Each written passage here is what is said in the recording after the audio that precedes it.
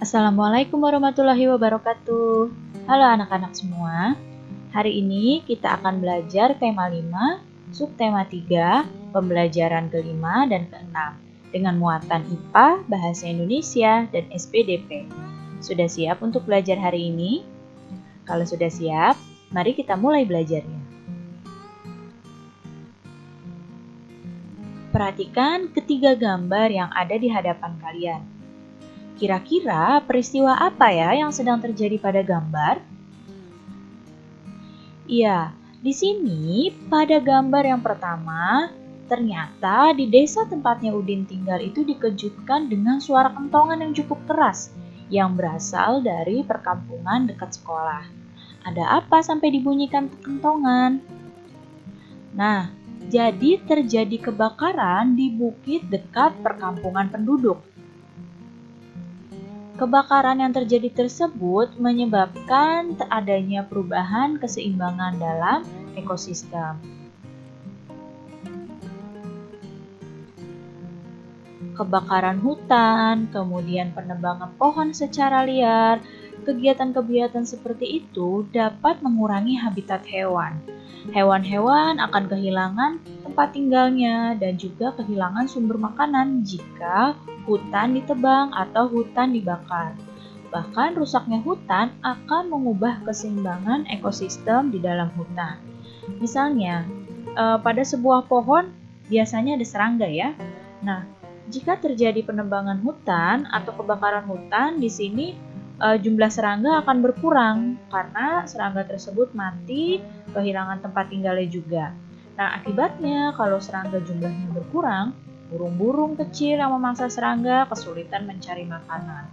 Dan nantinya keseimbangan ekosistem akan terganggu.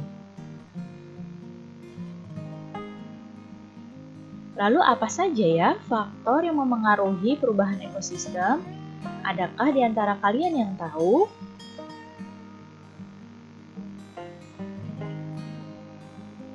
Ya, faktor yang memengaruhi perubahan ekosistem ada yang pertama faktor dari alam. Jadi, faktor alam ini merupakan faktor yang terjadi secara alami, ya. Nah, di sini contohnya apa? Faktor alam ini yang memang berasalnya dari alam, seperti bencana alam, seperti letusan gunung berapi, banjir, tanah longsor, kebakaran hutan, badai, tsunami. Itu merupakan faktor yang dapat memengaruhi perubahan ekosistem. Ya, jadi di sini peristiwa-peristiwa seperti letusan gunung berapi, banjir, dan bencana alam yang lain itu dapat merusak suatu ekosistem hingga memengaruhi komponen penyusun ekosistem tersebut. Nah, selain faktor alam, ini ada faktor manusia. Nah, kalau faktor manusia ini adalah faktor yang memang disebabkan oleh ulahnya manusia. Seperti apa? Seperti penebangan pohon-pohon di hutan. Ya, penebangan pohon secara liar di hutan, pembakaran hutan, perburuan liar, pertambangan, pemakaian pupuk buatan yang berlebihan, pembuangan sampah dan limbah yang secara sembarangan. Nah, kegiatan ini, faktor manusia ini karena aktivitas manusia dalam memanfaatkan sumber daya alam. Akan tetapi dalam memanfaatkan sumber daya alamnya sampai merusak lingkungan.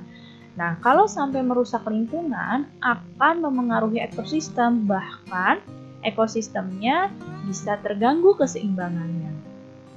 Jadi ada dua ya faktor yang memengaruhi perubahan ekosistem. Ada faktor dari alam dan ada faktor manusia.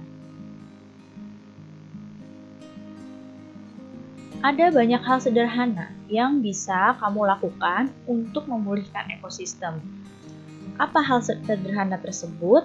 Nah, yang pertama kamu bisa menanam pohon.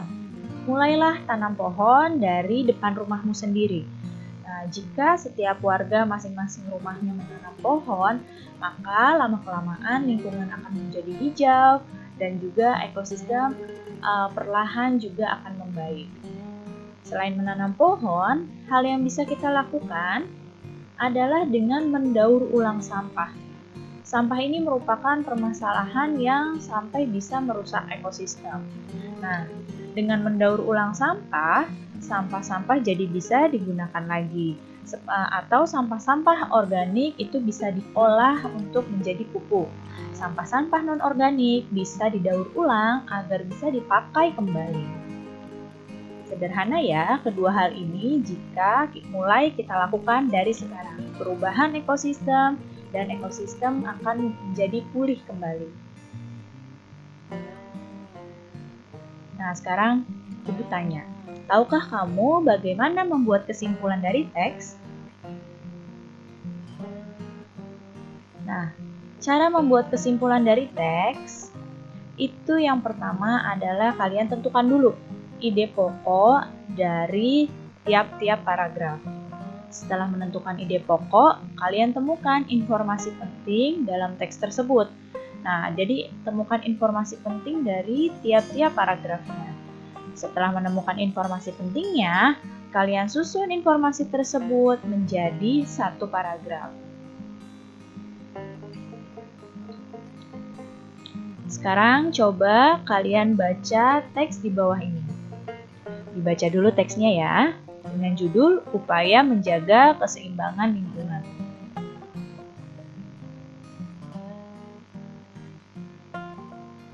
Nah, untuk itu pertama kita cari dulu ide pokoknya. Ide pokoknya adalah untuk paragraf yang pertama ini, keharusan menjaga keseimbangan lingkungan. Informasi penting yang kita dapatkan adalah lingkungan memiliki ekosistem yang berpengaruh terhadap makhluk hidup. Kemudian, ide pokok paragraf kedua. Nah, ide pokok paragraf kedua adalah tujuan menjaga keseimbangan lingkungan. Informasi pentingnya menjaga lingkungan agar dapat dilakukan agar kekayaan alam tetap lestari dan dapat dinikmati generasi mendatang. Setelah kalian mendapatkan ini, untuk membuat kesimpulan tinggal kalian gabungkan ya. Jadi seperti ini. Yang pertama kalimatnya dari paragraf 1 dan paragraf 2, antara ide pokok dan informasi pentingnya kita gabung. Jadi kesimpulannya adalah kita harus menjaga keseimbangan lingkungan. Hal itu dilakukan karena lingkungan memiliki ekosistem yang berpengaruh terhadap makhluk hidup. Tujuan menjaga keseimbangan lingkungan adalah agar kekayaan alam tetap lestari dan dapat dinikmati generasi mendatang. Jadi, seperti ini cara membuat kesimpulan dari teks. Mudah bukan? Sekarang coba perhatikan gambar ini. Nah, masih ingatkah kamu tarian apa ini? Ya, betul sekali. Ini adalah tari topeng.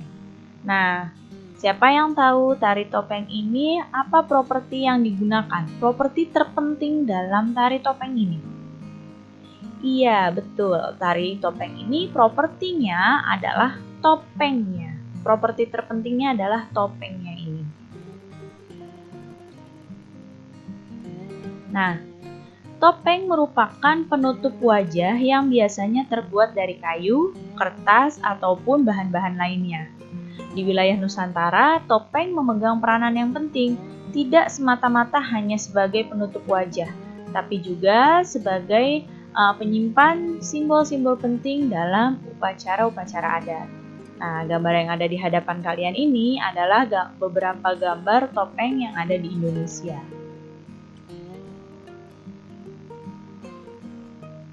Apa saja ya bahan yang dapat digunakan untuk topeng? Siapa yang tahu apa yang biasanya digunakan untuk membuat topeng? Ya, yang pertama adalah kayu. Bahan yang pertama kayu. Bahan selanjutnya untuk membuat topeng adalah? Ya, di sini sebelumnya kayu itu dibuat dengan cara dipahat dan diukir ya. Bahan selanjutnya, gips. Tuh, gips ini dibuat dengan cara dicetak. Tadi kalau kayu dengan cara pahat dan diukir, kalau gips ini dibuat dengan cara dicetak. Jadi ada cetakan topengnya terlebih dahulu. Bahan selanjutnya, tanah liat. Ya, tanah liat ini dibuat dengan cara dibentuk, ya. Dan bahan satu lagi untuk membuat topeng adalah kertas. Nah, kertas ini dibuat dengan cara menggunting dan menempel. Dari keempat bahan ini, yang paling mudah didapatkan untuk membuat topeng adalah bahan dari kertas. Bisa kita temukan ya dalam kehidupan sehari-hari kertas ini dan mudah untuk digunakan membuat topeng. Nah, sekarang kita akan belajar cara membuat topeng. Sebelum membuat topeng, kalian siapkan dulu alat dan bahan yang akan digunakan. Ya, yang pertama kalian siapkan dulu kertas karton atau kertas yang agak tebal. Setelah menyiapkan kertas karton, kalian siapkan pensil.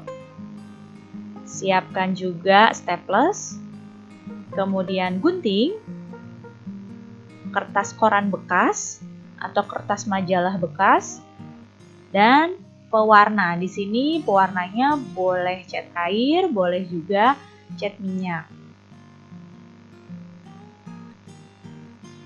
Nah, perhatikan tahapan ini ya untuk membuat topeng. Ya, ini yang pertama tahapnya adalah kalian buat sketsa wajah dulu. Ya, di sini buat bulatan seperti ini, kemudian dikasih 8 titik seperti ini. Ya, dikasih 8 titik seperti ini. Setelah itu, setelah dibuat bulatannya, gunting sekeliling sketsa sesuai garis yang dibuat. Tadi kan kalian sudah bikin garis putus-putus. Garis putus-putusnya ini kalian gunting. Nah, nanti setelah garis putus-putusnya digunting, kalian lipat, tahap ketiganya, kalian lipat dan tekuk sketsa dasar wajah membentuk oval. Nah, kemudian di staples nih. Di sini kalian staples.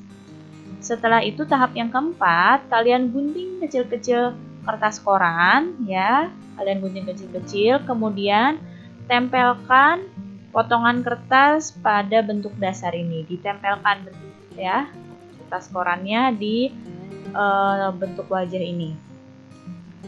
Di polanya ini ditempel pakai lem. Kemudian tahapan yang kelima, setelah bentuk dasar topeng sudah selesai, ditempeli guntingan kertas nih jadi seperti nomor 5 ini.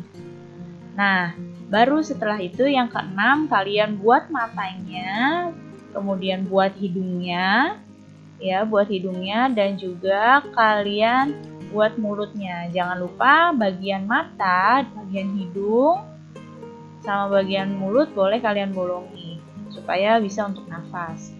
Nah, tahap yang ketujuh, di sini kalian sudah selesai ditempel bentuk dasar topeng. Nah, ditempel lagi kertas koran lagi biar lebih keras. Ya, jadi topengnya lebih kuat. Setelah itu tahapan yang ke-8, kalian warnai seperti ini, dikasih warna topengnya dan tunggu catnya kering. Barulah topengmu selesai. Dan bisa kalian gunakan atau bisa kalian pajang topengnya. Nanti dicoba ya membuat topeng seperti ini di rumah. Baik anak-anak, cukup sekian ya penjelasan ibu kali ini. Mudah-mudahan kalian paham dan mengerti. Terima kasih anak-anak semua. Sampai jumpa lagi. Wassalamualaikum warahmatullahi wabarakatuh.